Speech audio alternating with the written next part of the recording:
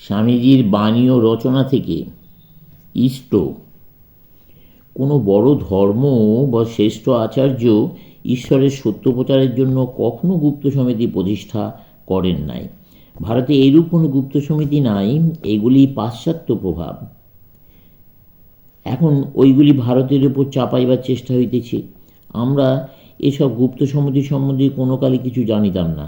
আর ভারতে এই গুপ্ত সমিতি থাকিবার প্রয়োজনই বা কী? ইউরোপে কাহাকেও চার্চের মতের বিরোধী ধর্ম সম্বন্ধে একটি কথা বলিতে দেওয়া হইত না। সেই কারণে গরিব বেচারারা নিজেদের মনোমতো উপাসনার জন্য পাহাড়ে জঙ্গলে লুকাইয়া গুপ্ত সমিতি গঠন করিতে বাধ্য হইয়াছিল। ভারতে কিন্তু ধর্ম বিষয়ে ভিন্ন মত অবলম্বন করার দরুন কখনো কার উপর অত্যাচার করা হয় নাই। কখনো গুপ্ত ধর্ম সমিতি ছিল না। সুতরাং ওইরূপ কোনো ধারণা আপনারা একেবারেই ছাড়িয়া দেবেন।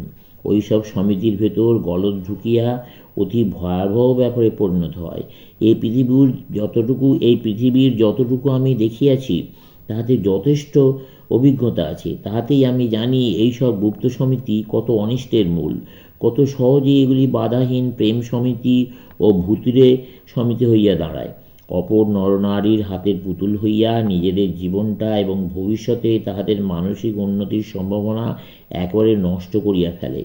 এইসব বলিতেছি বলিয়া আপনাদের মধ্যে কেউ কেউ আমার উপর অসন্তুষ্ট হইতে পারেন, কিন্তু আমাকে সত্য বলিতে হইবে। আমার সারা জীবনে হয়তো 5-7 জন নরনারী আমার কথা শুনিয়া চলিবে, কিন্তু এই কজন যেন পবিত্র, অকপট ও খাঁটি হয়। আমি লোকের ভিড় চাই না। কতগুলি লোক জড়ো হইয়া কি করিবে? মুষ্টিমেয় কয়েকজন লোকের দ্বারাই জগতের ইতিহাস রচিত হইয়াছে। অবশিষ্টগুলি তো উচ্ছৃঙ্খল জনতা। এই সমস্ত গুপ্ত সমিতি এবং বুজরুকি নরনারীকে অপবিত্র, দুর্বল ও সংকীর্ণ করিয়া ফেলে, এবং দুর্বল ব্যক্তিদের ইচ্ছাশক্তি নাই, সুতরাং তাহারা কখনো কোনো কাজ করিতে পারে না। অতএব গুপ্ত সমিতিগুলি সংস্রবে থাকবেন না। মনে ওইসব ভ্রান্ত রহস্যপ্রিয়তা উদিত হইবা মাত্র একেবারে নষ্ট করিয়া ফেলিতে হইবে। যে এতটুকু অপবিত্র সে কখনো ধার্মিক হইতে পারে না। একরাশ ফুল দিয়া পচা ঘাকে ঢাকিয়া রাখিতে চেষ্টা করিবেন না। আপনারা কি মনে করেন ভগবানকে ঠকাইতে পারিবেন? কেহই পারে না। আমি অকপট নরনারী চাই। ঈশ্বর আমাকে এইসব ভূত এবং উড়ন্ত দেবদূত ও শয়তান হইতে রক্ষা করুন। সাদাসিধে সাধারণ মানুষ হইন। অন্যান্য প্রাণীর মতো আমাদের ভেতরেও সহজাত সংস্কারগুলি, দেহের যে সকল ক্রিয়া আমাদের অজ্ঞাতসারে আপনা আপনি হইয়া যায়, সেগুলি ইহার উদাহরণ। যে অপেক্ষা আরও এক উচ্চতর বৃত্তি আমাদের আছে, তাকে যুক্তি ও বিচার বুদ্ধি বলা যায়। এই বুদ্ধি নানা বিষয় গ্রহণ করিয়া সেগুলি হইতে একটি সাধারণ সিদ্ধান্তে উপনীত হয়। ইহা অপেক্ষা জ্ঞানের আর এক উচ্চতর অবস্থা আছে, তাকে প্রাতিভ জ্ঞান বলে। উহাতে আর যুক্তি বিচারের প্রয়োজন হয় না, কিন্তু সহসা হৃদয় জ্ঞানের বিকাশ হইয়া থাকে। ইহাই জ্ঞানের উচ্চতম অবস্থা। কিন্তু সহজাত সংস্কার হইতে ইহার প্রভেদ কীরূপে বুঝিতে পারা যায়, ইহাই মুশকিল। আজকাল প্রত্যেকেই আপনার নিকট আসিয়া বলিবে, আমি পার্থিব বা দিব্যজ্ঞান লাভ করিয়াছি, এবং অতি লৌকিক দাবি উপস্থিত করে। তাহারা বলে, আমি দিব্য প্রেরণা লাভ করিয়াছি, আমার জন্য একটা বেদি নির্মাণ করিয়া দাও, আমার কাছে আসিয়া সব জড়ো হও, আমার পূজা করো। দিব্য প্রেরণা ও প্রতারণার মধ্যে পার্থক্য কীরূপে বোঝা যাইবে? প্রথমত, দিব্যজ্ঞান কখনো যুক্তিবিরোধী হইবে না।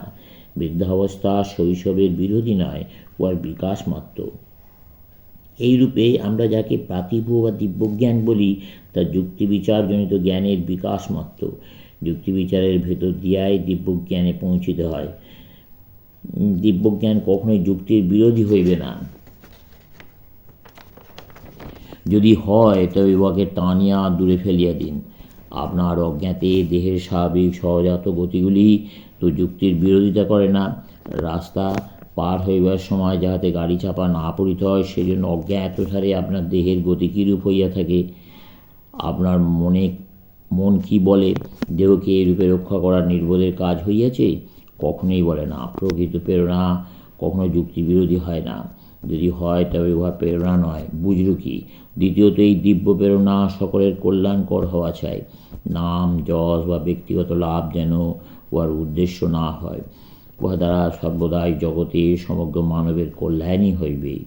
দিব্য প্রেরণা সম্পূর্ণ নিঃস্বার্থ হইবে। যদি এই লক্ষণগুলি মিলে তবে অনায়াসে ওকে প্রেরণা বা পার্থিব জ্ঞান বলিয়া গ্রহণ করতে পারেন। সর্বদা স্মরণ রাখিতে হইবে, জগতের বর্তমান অবস্থায় 10 লক্ষের মধ্যে একজনেরও এই দিব্য জ্ঞান লাভ হয় কিনা সন্দেহ।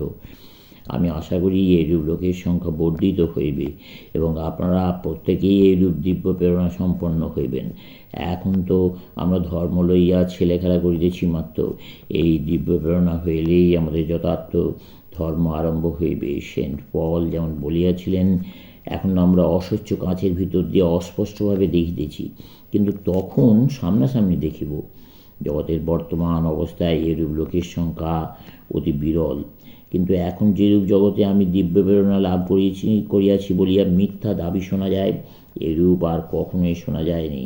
এবং লোকে বলিয়া থাকে মেয়েদের দিব্য প্রেরণা শক্তি আছে এবং পুরুষেরা যুক্তি বিচারের মধ্য দিয়া ধীরে ধীরে উন্নত হয়। এসব বাজে কথায় বিশ্বাস করিবেন না। দিব্য প্রেরণা সম্পন্না নারী যত আছে, ওইরূপ পুরুষও তত আছে। যদিও মেয়েদের এইটুকু বিশেষত্ব যে তাহাদের মধ্যে বিশেষ প্রকার মূর্ছা ও স্নায়ুরোগ বেশি। জুয়া, চোর ও ঠকের কাছে প্রতারিত হওয়া অপেক্ষা অবিশ্বাসী থাকিয়া মরাও ভালো। ব্যবহার করিবার জন্য আপনাকে বিচার শক্তি দেওয়া হইয়াছে, দেখান আপনি উহার যথার্থ ব্যবহার করিয়াছেন। ঐরূপ করিলে পর উহা অপেক্ষা উচ্চতর বিষয়ে হাত দিতে পারিবেন। উহা সমগ্র জাতিকে হীনবীর্য করে, স্নায়ু মস্তিষ্ককে দুর্বল করে, সর্বদা একটা ভূত বা অদ্ভুত ব্যাপার দেখিবার পিপাসা বাড়াইয়া দেয়। এইসব আজগুবি গল্প স্নায়ুমণ্ডলীকে অস্বাভাবিকভাবে বিকৃত করে, ইয়াতে সমগ্র জাতি ধীরে অথচ নিশ্চিত রূপে হীনবীর্য হইয়া যায়। আমাদিগকে সর্বদা স্মরণ রাখিতে হইবে যে ঈশ্বর প্রেমস্বরূপ, তিনি এসব অদ্ভুত ব্যাপারের ভেতর নাই। উচ্ছিত্তাস জাহ্নবী তীরে কুপঙ্খানাতি দুর্মতি। সে মূর্খ যে গঙ্গা তীরে বাস করিয়া জলের জন্য একটা কূপ খুঁড়িতে যায়। সে মূর্খ যে হীরার খনির নিকট থাকিয়া কাঁচ খণ্ডের অন্বেষণে জীবন অতিবাহিত করে। ঈশ্বরই সেই হীরক খনি। আমরা ভূতের অথবা এইরূপ সমুদয় উড়ন্ত পরীর গল্পের প্রতি বৃথা আসক্ত হইয়া ভগবানকে ত্যাগ করিতেছি, যা বাস্তবিক আমাদের মূর্খতা। ঈশ্বর, পবিত্রতা, আধ্যাত্মিকতা প্রভৃতি ছাড়িয়া এইসব বৃথা বিষয়ের দিকে ধাবমান হওয়া অবনতির লক্ষণ। পরের মনের ভাব জানা। 5 মিনিট করিয়া যদি আমাকে প্রত্যেকের মনের ভাব জানিতে হয়, তাহলে তো আমি পাগল হইয়া যাইব। তেজস্বী হও, নিজের পায়ের উপর দাঁড়াইয়া প্রেমের ভগবানকে অন্বেষণ করো, ইহাই শ্রেষ্ঠ শক্তি। পবিত্রতার শক্তি অপেক্ষা আর কোন শক্তি বড়? প্রেম ও পবিত্রতাই জগৎ শাসন করিতেছে। দুর্বল ব্যক্তি কখনো এই ভগবত প্রেম লাভ করিতে পারে না। অতএব শারীরিক, মানসিক, নৈতিক বা আধ্যাত্মিক কোনো দিক দিয়া দুর্বল হইবেন না। ওইসব ভূতের কাণ্ড কেবল আপনাকে দুর্বল করিয়া ফেলে, অতএব ওইগুলি পরিত্যাগ করিতে হইবে। ঈশ্বরই একমাত্র সত্য, আর সব অসত্য, অনিত্য। ঈশ্বর লাভের জন্য সমুদায় মিথ্যা ত্যাগ করিতে হইবে। অসার, অসার, সকলই অসার। শুধু ঈশ্বরকে ভালোবাসা ও তাহার সেবা করা ছাড়া আর সবই বৃথা। সমাপ্ত।